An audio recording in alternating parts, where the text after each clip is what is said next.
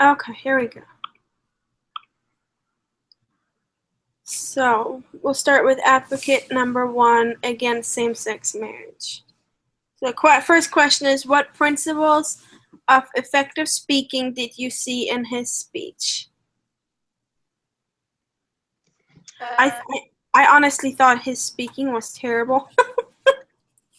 I was thinking the same thing. I'm glad you said that too, because I was like, he just seemed so nervous. I just felt bad for the kid, and he was like quoting so much good stuff, but he just was like, that's all he did. I didn't feel like I got to know him at all. I didn't feel like he was personable. So, It's just like it didn't feel like he knew what he was talking about. yeah, I think he kind of stood there and was afraid of everybody, yeah. and it was just like it was just terrible. Yeah, and he couldn't say anything if he hadn't read it first. So he was like talking and he's making a point, and then all of a sudden he'd pause and like look over at like his notes, and then he could go on again. Mhm. So Second yeah. question is, what was the basis and or the premise for his stance? He was against same-sex marriage for natural marriage, and that God has said that it needs to be a man and a woman, and that that's what it should be, right? Yes, he was quoting scripture from the Mm-hmm. Bible, and he was. I think that's mainly what he based it all on was his scriptures. Mm-hmm. He didn't go by any research as far as I could tell. I didn't see any either. I mean that there's been a study that kids from same-sex marriages did not do as well as, he never quoted anything from Yeah. professionals or anything. Right. So he only went on a religious base. So then Yeah. if there's people in where was it, Iowa?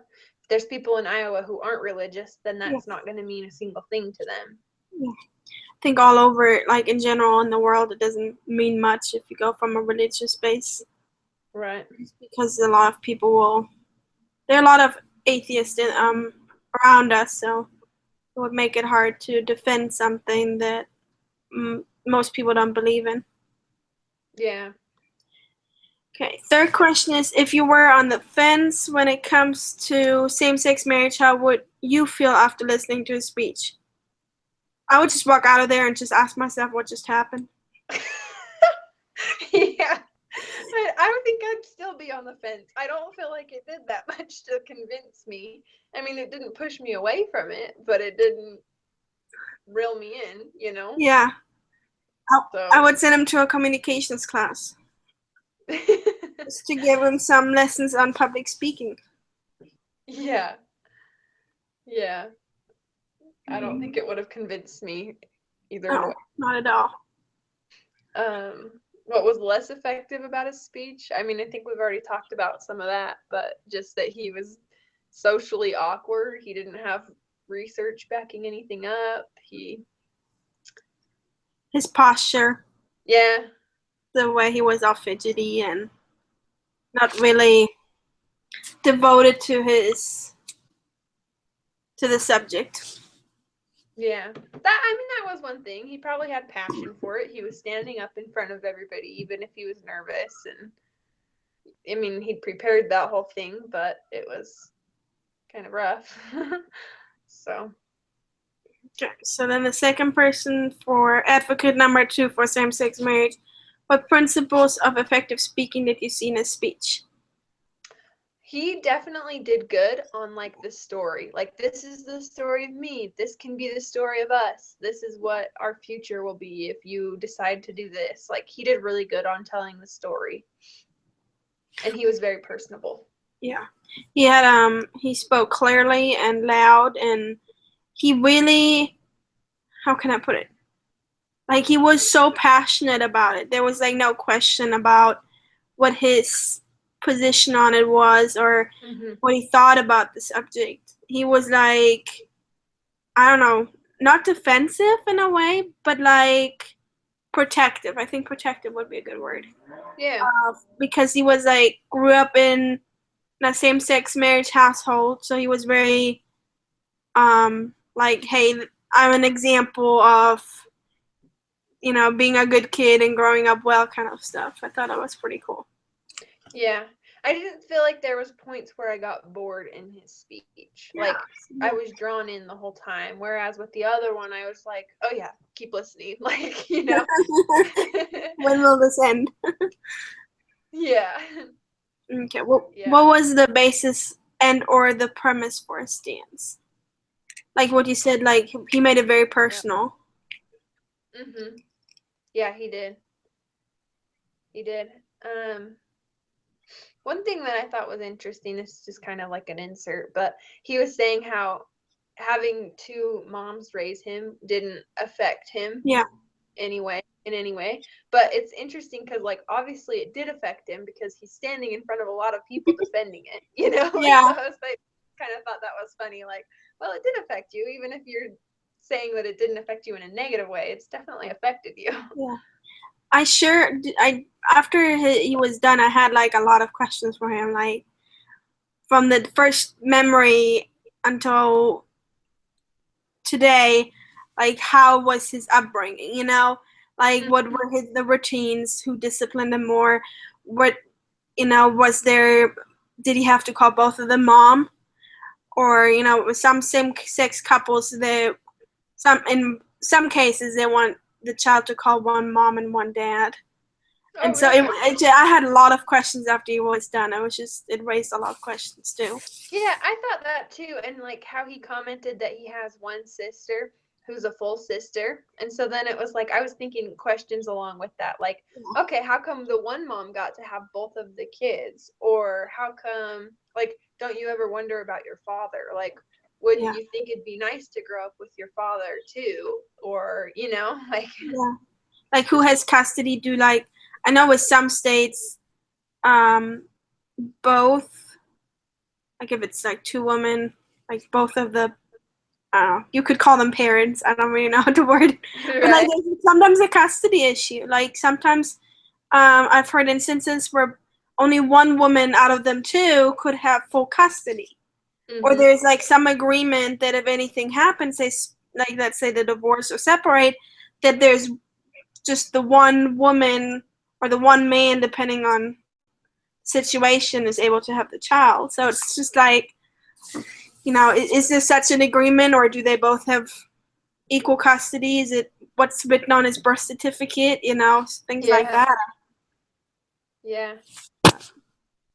And yeah, it drew me into the subject, and I was intrigued by the things that he was saying. So he did a good job in being persuasive because he made me think about it. He drew me into it. Yeah. Okay. Next question is, if you were on the fence when it comes to same-sex marriage, how would you feel after listening to his speech? I think it was very persuasive, honestly. Oh yeah, definitely. I honestly can say that after listening to him, if I would know any better from the gospel perspective, I would be like, hey, same-sex marriage isn't so bad. He was really persuasive. Yeah, I thought the same thing. I was like, I could have totally been talked into this if I didn't have any like sort of, because like especially where he was like, I mean, he didn't really cite resources either, but he Yeah. was giving his own personal experiences, and he was like, he was discounting other researches. He's like, Yeah. they say that they don't turn out bad, but I've turned out good, and if I was your son, you'd be proud of me. Like he brought them into it very well. He was like, I don't know. I thought he did a really good job. He was persuasive. Yeah. Next question is, what was less effective about a speech? I actually can't find anything that was less effective, honestly. I was trying to pay attention the whole time because I was like, dang, he's persuasive. So I started looking for the bad. And the only thing I could really see is he used a lot of filler words. He'd be like, well, like he did use those, but his stuff was so good. Like the rest of his content was very good that I didn't really notice the filler words until halfway through when I started looking for them. Yeah, he did use a lot of filler words. Yeah, I did notice. It was too, I don't know, too out there, if that makes Yeah. sense. Yeah. But that's the only thing I could find. Everything else I thought was really good. So then we have the article from Matt Walsh. I like that article. I thought it was very good. Good job too. Principles of effective writing that we saw in the article. I think he was like he listed things. He had like, let's see here, 3 points that he made. Yeah. And I don't know, it's so precise, but yet detailed. And he used words that are not, more complex words. And Yeah. I just very good writing. I think those are the things that really caught my attention in the article. He sounds educated. He sounds like he knows what he's talking about. I think that his intro was very good too. I didn't understand it totally, but it's a grabber. Like, I've got it, and then he just like goes on, and you're like, he's got what? Like you're drawn in from the first sentence. Okay, next question. What was the basis or the premise for his stance? I don't know. He kind of went. I think he's saying that it's between a man and a woman marriage. But then he kind of goes back and forth. Well, I think that what he did is he's like, I'm for man and woman being married, but this is what everybody's going to tell me, because this is your response to everybody who's for a man and a woman. You have no new arguments. It's always the same thing. And so then he says, this is what you're going to say to contradict me, but I'm still going to share what I believe. And then he shares what he believes. Yeah. Like, he poses like very good questions, like, is marriage simply a romantic agreement between two individuals? Yeah. What about the new, the old version of marriage? He calls it the traditional man and woman having kids and being married. And then he, in the middle of it, he just puts it out there, like you said, that that he believes he will never support any of this because I will never waver in my defense of the family. Yeah. I liked how he said the marriage is it just a romantic agreement, because then he was like saying how, then there's no boundaries to it. Like, you can't say that there's anything wrong with it because it's just a romantic agreement. He's like, but then even people who are doing the same-sex relationships won't like that, and so they're going to put boundaries on it, and theirs are going to be even more ridiculous than what they think ours are, because ours are legitimate. Like, ours are made by God and by biology and by, he gave another one. Yeah, I don't know if he really God, but he used like 3 different things, and he's like, biologically only a man and a woman can create a child, and then they are raising it. Like, that's what a family and a marriage is. Yeah. And one last thing I really liked is he's got like those chunks of sentences where he can just create a whole different argument or a whole different stance on things. For example, one last example, says the Supreme Court, regardless of how you feel about the issue, has no business deciding something like this. This is not a matter of constitutional interpretation, which means it is not a matter that falls under their jurisdiction, which really sparked in me like a different view of looking at it, that the Supreme Court made a decision based on their own opinion, and basically they interpreted the Bible however they wanted to, and they interpreted the Constitution however they wanted to. And so then it made me think of all the other stuff that the Supreme Court passed just in the past 4 years that I've been in this country, where they interpreted and created their own ideas of how they see things, that they kind of played God, so to say. It's interesting how he wrote it. Yeah. I thought he did a really good job. I liked all of those parts that you mentioned too. I think he was very persuasive, which I think is the next one, isn't it? Yeah, if you were on the fence when it comes to same-sex marriage, how would you feel after reading this article? Yeah, I would have been talked into it, you know? Yeah. It's just, it would have, excuse me, I think it just, I like how he put it though, like here and there in clear, precise words that it's same-sex marriage. It's just wrong because that's just what the scriptures say, and scripture is something that cannot be changed.